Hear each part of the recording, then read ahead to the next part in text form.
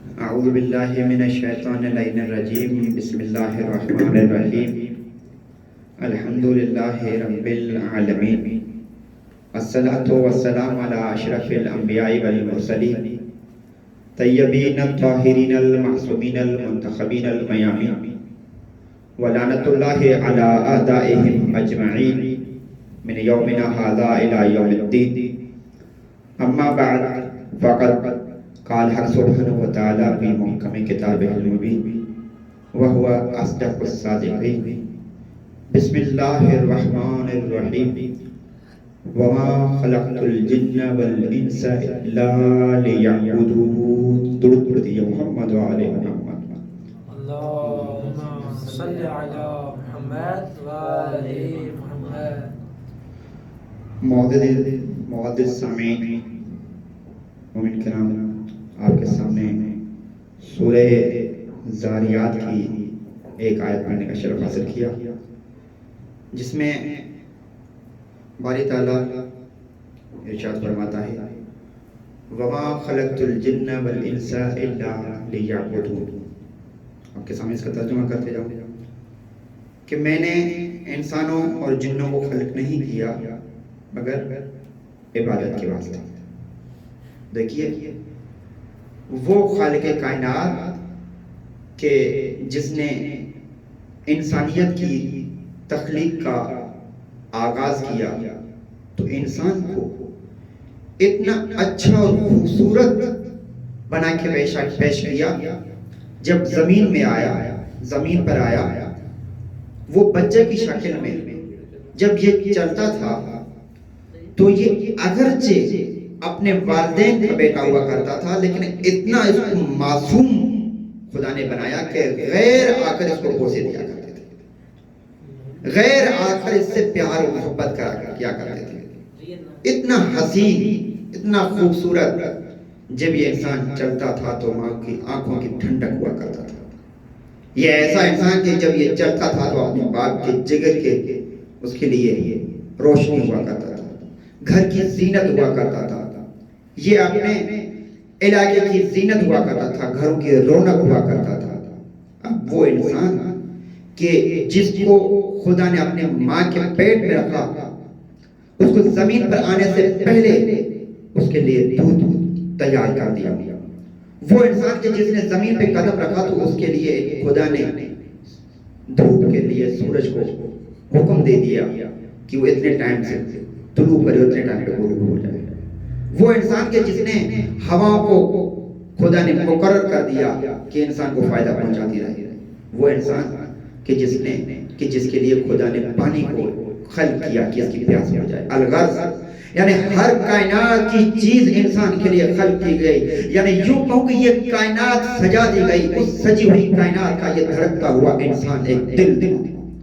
اب سوال کیا جائے کہ یہ چیز پھل فروٹ باغات زمین زرخیز کی گئی، سورج چاند ستارے سارے اس کے لیے انسان کے لیے خلق کیے گئے، آسمان زمین انسان کے لیے خلق کیے گئے. اب سوال یہ پیدا ہوتا ہے جب ساری کائنات انسان کے لیے خلق کی گئی، اب کیا یہ سوال نہیں بنتا انسان کو کس چیز کے لیے خلق کیا گیا؟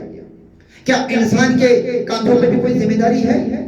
آ جائیے اب ایک مرتبہ ہم قرآن کی طرف رجوع کریں تو قرآن سے یہ ہمیں آواز ملے گی افحسبتم انما خلقناکم عبثا.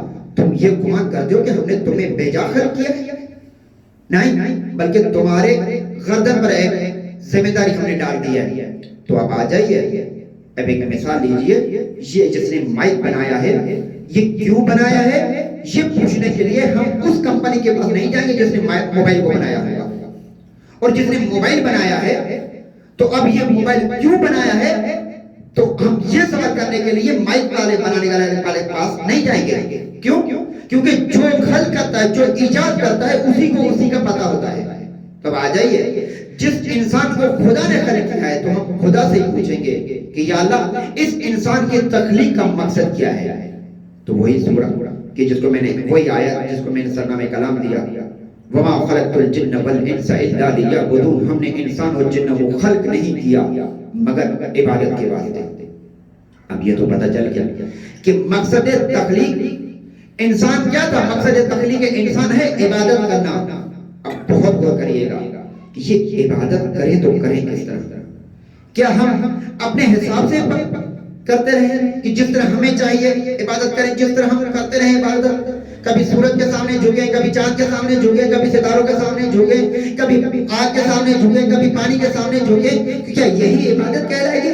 اگر یہی عبادت ہے پھر عبادت کا ایک راستہ نہیں ہوگا، عبادتوں کا راستہ مختلف ہو جائے گا۔ ہر شخص یہی چاہے گا، یہی دعویٰ کرے گا میں ہی سب سے بڑا زاہد ہوں، میں ہی سب سے بڑا متقی ہوں، میں ہی سب سے زیادہ عبادت گزار ہوں۔ اب آ جائیے خدا کی طرف سے ہم پوچھتے ہیں کہ یہ عبادت جس کے لیے تو نے انسان کو خلق کیا ہے وہ عبادت کیسی چاہیے؟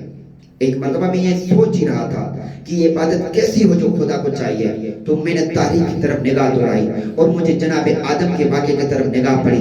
جب جناب آدم جو خلقت اول تھا، بشر اول تھا، نبی اول تھا، ظاہر طور پر جس کو سب سے پہلے نبوت کا تاج سر پہ رکھا جا رہا تھا، جب اس کے سامنے فرشتوں کو جھکایا گیا تو فرشتوں کو حکم دیا گیا اس آدم کے سامنے، میرے نمائندے کے سامنے، میرے نبی کے سامنے جھکو۔ جب سارے فرشتے جھکے، جب سارے فرشتے جھکے تو ابلیس نہ جھکا۔ جب ابلیس نہ جھکا تو خدا نے قرآن مجید میں یہ آواز ایجاد کی، فَاخْرُجْ مِنْهَا فَإِنَّكَ الرَّجِيمُ وَإِنَّ عَلَيْكَ اللَّعْنَةَ إِلَىٰ يَوْمِ الدِّينِ۔ اے شیطان، اے ابلیس، یہاں سے نکل جاؤ، تم رجیم ہو، تم رجیم ہو، تم رجیم ہو، یہاں سے نکل جاؤ۔ وَإِنَّ عَلَيْكَ اللَّعْنَةَ إِلَىٰ يَوْمِ الدِّينِ، اور آپ پر قیامت تک لعنت ہے۔ اب جو خدا کے سامنے، خدا کے بندے، خدا کے نمائندے کے سامنے انکار کرنے لگا، خود کو تکبر کرنے لگا اور وہ وہاں سے کہنے لگا کہ میں اس کو سجدہ نہیں کروں گا، تکبر کر کے آگے بڑھا، تو خدا نے کہا کہ تم رجیم بھی ہو، توجہ رہے، تم رجیم بھی ہو، تم لعنتی بھی ہو، تم رجیم بھی ہو، تم لعنتی بھی ہو۔ تو جو نمائندے کے سامنے نہ جھکے وہ رجیم بھی بنتا ہے، وہ لعنتی بھی بنتا ہے۔ رجیم میں بھی 3 نقطے، لعنت میں بھی 3 نقطے۔ تو دوستو یہاں سے خدا نے ایک آواز دے دی کہ تم رجیم بھی ہو، تم لعنتی بھی ہو۔ اب جب شیطان نکلنے لگا، لیکن ایک آواز خدا کو دی کہ یا اللہ، یہ ہے کہ میں تمہاری ایسی عبادت کروں گا، ایک سجدہ ہی تو نہیں کر رہا، اس کے عوض میں تمہاری ایسی عبادت کروں گا نہ نبی مرسل نے کی ہوگی، نہ ملک مکرم نے کی ہوگی۔ میں بارش کے ہر قطرے کے اوپر تمہارے لیے سجدہ کروں گا، تمہاری ایسی عبادت کروں گا، ایک رکعت 20 ہزار سال کے برابر ہوگی۔ اب جس کے لیے میں یہاں پر آیا، یہ آواز جس کو بہار الانوار میں علامہ مجلس صاحب نے نقل کیا، خدا کی آواز آئی، انی اريد ان اعبد من حيث اريد لا من حيث تريد۔ میں ویسی عبادت چاہتا ہوں جو میں چاہتا ہوں، نہ کہ وہ عبادت جو تو چاہتا ہے۔ عبادت ایسی ہو، خدا کی آواز، عبادت ایسی ہو جیسے میں چاہتا ہوں، ویسی عبادت نہیں جیسے تو چاہتا ہے۔ تو یا اللہ کیسی تو عبادت چاہتا ہے؟ اس لیے کہ تو تو وجود رکھتا نہیں۔ اب تم سے ہم پوچھیں کس طرح؟ اس لیے کہ تو وجود تو رکھتا نہیں، اس لیے کہ جو وجود رکھے وہ خدا نہیں، جو سننے میں آ جائے وہ خدا نہیں، جو دیکھنے میں آ جائے وہ خدا نہیں، جو محسوس کرنے میں آ جائے وہ خدا نہیں، جو دیکھنے میں آ جائے وہ خدا نہیں، جو فکر میں آ جائے وہ خدا نہیں، جو شعور میں آ جائے وہ خدا نہیں، جو محدود ہو جائے وہ خدا نہیں، جو صرف زمین پہ ہو وہ خدا نہیں، جو صرف آسمان پہ ہو وہ خدا نہیں۔ اس لیے کہ تو نیچے آ سکتا نہیں، ہم اوپر جا سکتے نہیں، اگر اوپر چلے بھی گئے تو واپس آ سکتے نہیں۔ اب کیسے پتا چلے یا اللہ تو عبادت کیسی چاہتا ہے؟ آ جائیے سب ادب کے ہاتھ باندھ کر خدا کی بارگاہ میں یہ عرض کرتے ہیں، یا اللہ تو کیسی عبادت چاہتا ہے؟ بتلائیے وہ کون سی عبادت ہوگی تاکہ ہم بھی اس طرح عبادت کریں۔ ایک عبادت کا نمونہ ہمارے سامنے پیش کریے۔ تو اللہ کی آواز آئی، میں ایک نہیں، 2 نہیں، بلکہ 3 نہیں، بلکہ 14 افراد کے اوپر ایک مشتمل گھرانہ تشکیل دے رہا ہوں، اس کو دیکھتے رہنا، میری عبادت کا عرفان حاصل کرتے رہنا۔ اس لیے یہ چلے تو عبادت ہے، یہ کھانا کھائیں تو عبادت ہے، یہ سوئیں تو عبادت ہے، یہ گفتگو کریں تو عبادت ہے، یہ بولیں تو عبادت ہے، یہ مسکرائیں تو عبادت ہے۔ ارے میں تو کم کہہ گیا، بلکہ اس سے زیادہ میں کہوں، یہ وہ ہستیاں ہیں، اس کو دیکھو تو عبادت ہے، اس کا نام لو تو عبادت ہے، اس کا نام لکھو تو عبادت ہے، اس کا نعرہ لگاؤ تو عبادت ہے، اس کے دوست پہ دوستی کرو تو عبادت ہے، بلکہ اس کے دشمنوں پہ لعنت کرو، یہ بھی عبادت ہے۔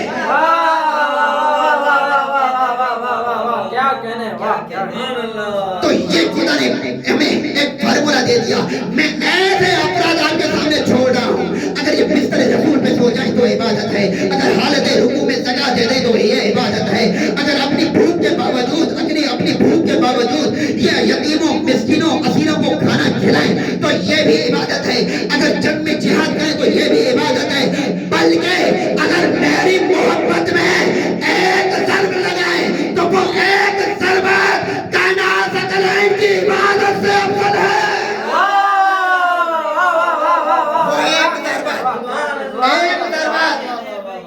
ایک ضربت ثقلین کی عبادت سے افضل ہے. تو آ جائیے, بس یہاں سے ایک نقطہ لیجئے کہ بس اہل بیت کو دیکھتے جاؤ, خدا کی معرفت حاصل کرتے جاؤ. یہی تو مسئلہ ہے کہ جتنا اس لیے تو کہتے ہیں جتنی اہل بیت کی معرفت ہوگی, بہت غور کریے گا, بہت کام کا جملہ دے رہا ہوں, جتنی اہل بیت کی معرفت ہوگی اتنی ہی خدا کی توحید مضبوط ہو جائے گی. کیوں؟ کیونکہ یہ وہ ہستیاں ہیں کہ جو ہمیں معرفت خدا کی معرفت کے کمال تک پہنچاتی ہیں. کیوں؟ یہ وہ ہستیاں ہیں, یہ وہ علی ہے کہ جو تمہیں خدا کی معرفت تک لے کر جائے گا. اس لیے تو رسول نے فرمایا یا عمار ان رأیت علیاً قد سلک وادیاً والناس سلک وادیاً غیرہ فاسلک مع علی بدع الناس فإنہ لن یخرج من الہدی. اے عمار, جب تم دیکھو کہ پوری کائنات ایک وادی میں سفر کر رہی ہے اور تنہا علی ایک وادی میں سفر کر رہی ہے, فاسلک مع علی, تو تم پر لازم ہے کہ علی کا دامن تھامے رکھنا, لوگوں کو چھوڑ دینا. کیوں؟ فإنہ لن یخرج من الہدی, کیونکہ علی وہ ہے جو تمہیں کبھی گمراہ ہونے نہیں دے گا.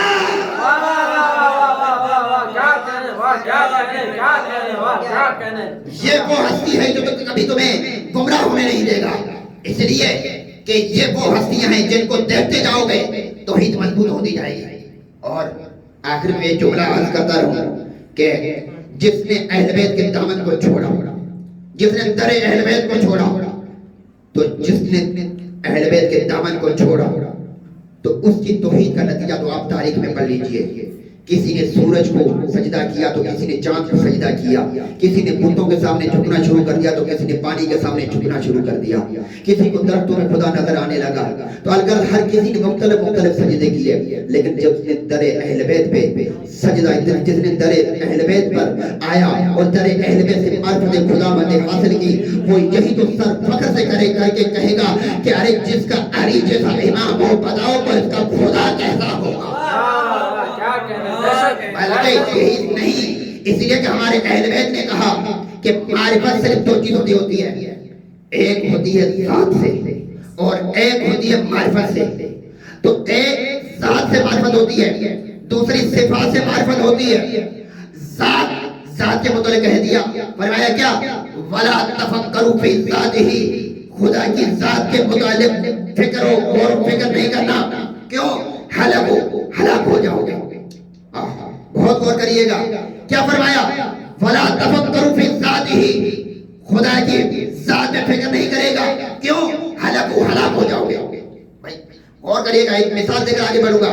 بھائی ایک بلب ہے, یہ بلب اگر میں اس کو 11,000 کے ساتھ وولٹیج کا ٹچ کرنا چاہوں تو یہ بلب پھٹ جائے گا, لیکن یہ مجھے پتا نہیں ہے تو میں ٹچ کر سکتا ہوں. لیکن جس کو پتا ہوگا وہ یہ کہے گا کہ مولانا یہ بلب 11,000 وولٹیج کے ساتھ ٹچ نہ کریں, یہ پھٹ جائے گا. کیونکہ وہ جانتا ہے کہ 11,000 وولٹیج میں کتنا دم ہے, بلب میں کتنی کیپیسٹی ہے, بلب میں اتنا پاور نہیں ہے کہ برداشت کر سکے. بہت غور کریے گا, اب آئے سمجھ میں, وہ کہہ لا تفکروا فی ذاتہ وہلکوا, اس کی ذات میں فکر نہیں کرنا ورنہ ہلاک ہو جاؤ گے. وہ جانتا ہے وہاں نور مطلق ہے, تم جہل مطلق ہو. اس کو پتا ہے کہ تم اس کی ذات اب چاہ ہی نہیں سکتے.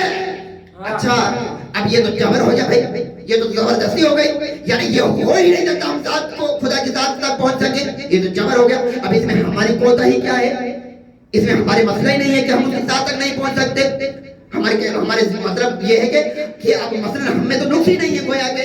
تو آ جائیے اسی مثال کو دیکھ لیجئے, یہ جو بلب 11,000 کو وولٹیج کو برداشت نہیں کر رہا تو مسئلہ 11,000 بھی نہیں ہے، مسئلہ یہ ہے کہ بلب میں اتنی طاقت نہیں ہے، تو تمہارے ذہن ہے محدود، وہاں نور ہے لامحدود،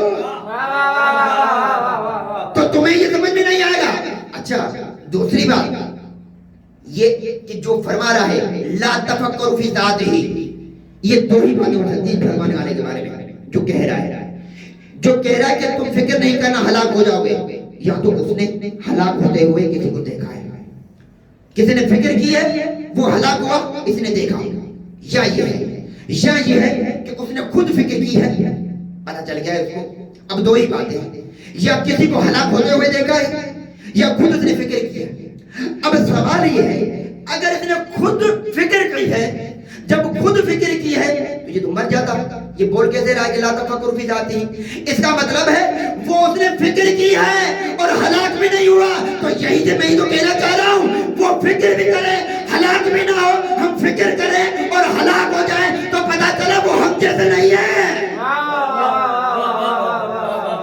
وہ ہم جیسے نہیں ہیں، اس لیے تو فرما رہے ہیں لا تفکروا فی ذاتہ، ہلاکو فکر نہیں کرنا ہلاک ہو جاؤ گے۔ اچھا تو یہ کیسی بات ہو گئی کہ وہ ہمیں تو منع کر رہے ہیں، تو بس یہی سے جملہ میں دے دوں کہ بھائی وہ جو فرما رہے ہیں کہ لا تفکروا فی ذاتہ، اس کی ذات میں فکر نہیں کرنا، تو اس کو پتا ہے وہاں کتنا نور ہے، وہاں بے بہا سمندر ہے، ادھر تمہاری عقلیں محدود، سوچ محدود، تم فکر کر ہی نہیں سکتے، تو بھائی وہاں سے نور کا متصل کو دیکھتا ہے، ادھر سے انسان کی بشریت کے دماغ کو بھی دیکھتا ہے، عقلوں کو بھی دیکھتا ہے، وہاں نور کو بھی دیکھتا ہے، یعنی یوں کہوں کہ ادھر آ جاتا تو بشر بن جاتا ہے، ادھر آ جاتا تو نور بن جاتا ہے، لیکن اس کے باوجود نہ وہ بشر ہے نہ وہ نور ہوئے خدا ہے، ایک ایسی ہستی ہے جو بیچ میں ہے، جو یہاں آتی ہے تو بشری بن جاتی ہے، کیونکہ یہاں پر آ کر بشری لباس میں آ جاتا ہے، وہ اب بشری لباس میں آ جاتا ہے۔ بھائی یہ میں اپنی طرف سے نہیں کہہ رہا، آ جائیے قرآن میں دیکھیے کیا فرماتا ہے قرآن، انا بشر مثلکم، میں تمہاری طرح بشر ہوں، میں تمہاری طرح بشر ہوں، جس طرح تمہارا ڈھانچہ تمہارا یہ بناوٹ ہے اس طرح میں انسان بشریت کے لباس میں ہوں۔ ایک جملہ آگے یوحا الیہ، مجھ پر وحی کی جاتی ہے، تو بس یہی تو ہے کہ بشریت کے ساتھ تمہارے ساتھ ہوں، لیکن آگے جو ہے یوحا الیہ، مجھ پر وحی آتی ہے، یعنی میرا تعلق ایک مرتبہ تمہاری بشریت سے اگرچہ ہے، لیکن یوحا الیہ مجھ پر وحی آتی ہے، یعنی ایک مرتبہ میں نور سے بھی متصل ہوں، اس نور سے متصل ہوں، اس نور سے جب متصل ہو گیا ہے تو اب یہ بشریت کے لباس کے ساتھ بھی ہے تو نور کے لباس کے ساتھ بھی ہے۔ تو میں عرض کر رہا تھا کہ یہ وہ ہستیاں ہیں کہ جو انسان کو کمال عبادت پر پہنچ جاتی ہیں۔ ایک مرتبہ درود پڑھ دیجئے محمد و آل محمد پر۔ تو یہ وہ ہستیاں ہیں کہ جو انسان کو کمال حد تک پہنچ جاتی ہیں۔ کیوں؟ کیونکہ اس لیے تو فرمایا کیا مات ولم یعرف امام الزمان ہی فقط مات میتۃ الجاہلیہ، جو بھی امام زمانہ کی معرفت کے بغیر مرا وہ جاہلیت کی موت مرا۔ کیوں؟ اس لیے کہ جب وقت کے امام کی معرفت نہیں ہوگی تو وہ توحید کیسی ہوگی، اس کی عبادتیں کیسی ہوگی، وہ کرتا کیا ہوگا، اس کی نمازیں کیسی ہوگی؟ کیوں؟ جب اس کے پاس خدا کی معرفت ہی نہیں آئی ہوگی، جب امام کی معرفت نہیں ہے تو خدا کی معرفت کیسے ہوگی؟ اب امام کی معرفت کے ذریعے سے خدا کی معرفت ہو جائے گی۔ اب بتاؤں ایک جھلک دکھاؤ امام کی معرفت کی۔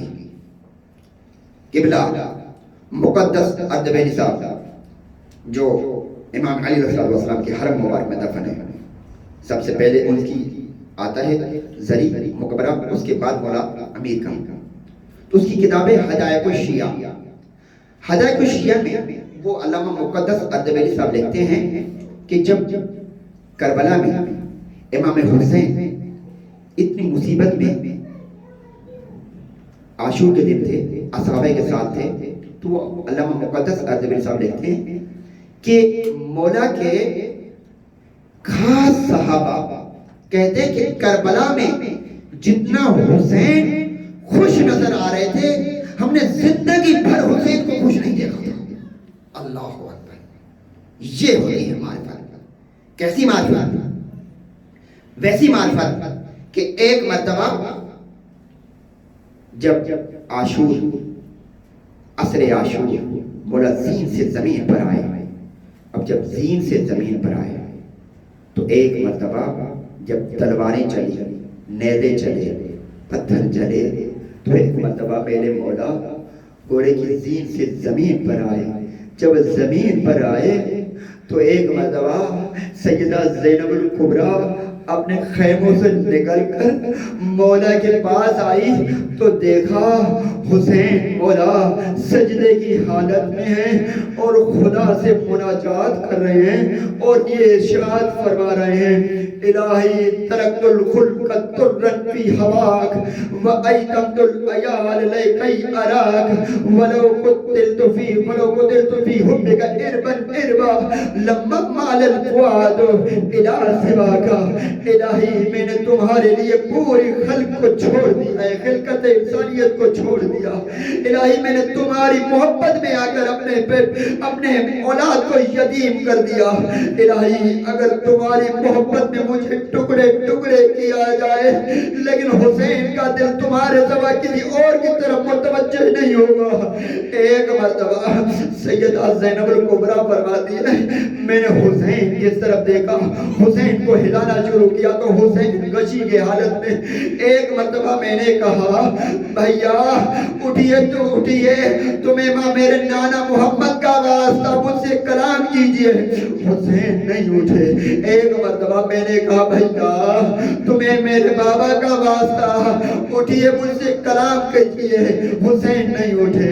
اس کے بعد میں نے کہا بھیا تمہیں میری دادی میری ماں زہرا کا واسطہ بھیا اٹھیے.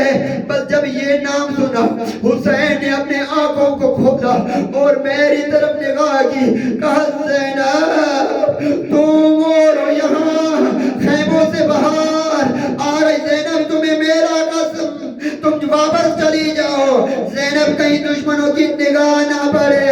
میں کہوں مولا آپ کی غیرت بس 100 بار قربان، لیکن یہی وہ زینب ہوگی جس کو کربلا سے کوفہ سے شام تنگ گلیوں میں گھمایا جائے گا اور ابن احتیاط کی دربار اور یزید کی دربار میں کھڑا کیا جائے گا اور یزید نشے کی حالت میں انگلی اٹھا کے پوچھے گا یہ عورت کون ہے؟